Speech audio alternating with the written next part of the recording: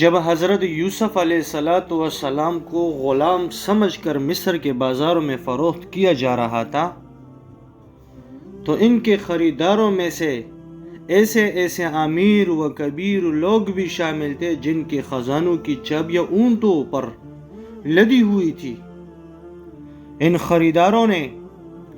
خریداروں میں ایک کمزور اور ایک غریب بوڑھیاں بھی شامل تھی جس کے پاس صرف سوت کی ایک معمولی آٹا تھی جس کی قیمت ایک آدھا درہم سے زیادہ نہ تھی۔ کسی نے بوڑھیا سے پوچھا، بی بی تم اس معمولی سی چیز سے حضرت یوسف علیہ السلام کو آخر کیسے خریدو گی؟ میرے محترم،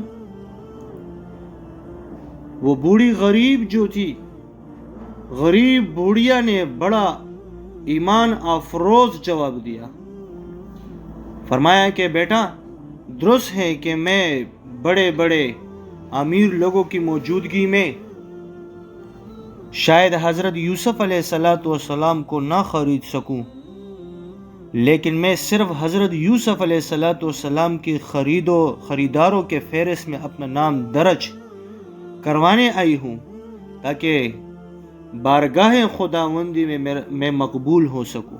سبحان اللہ۔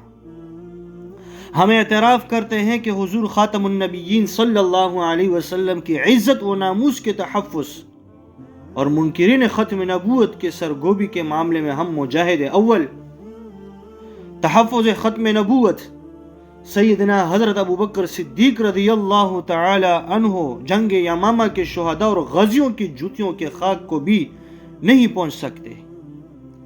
ہم تحریک ختم نبوت سن 1953 کے شہداء اور غازیوں کی قربانیوں کی بھی پاسنگ نہیں۔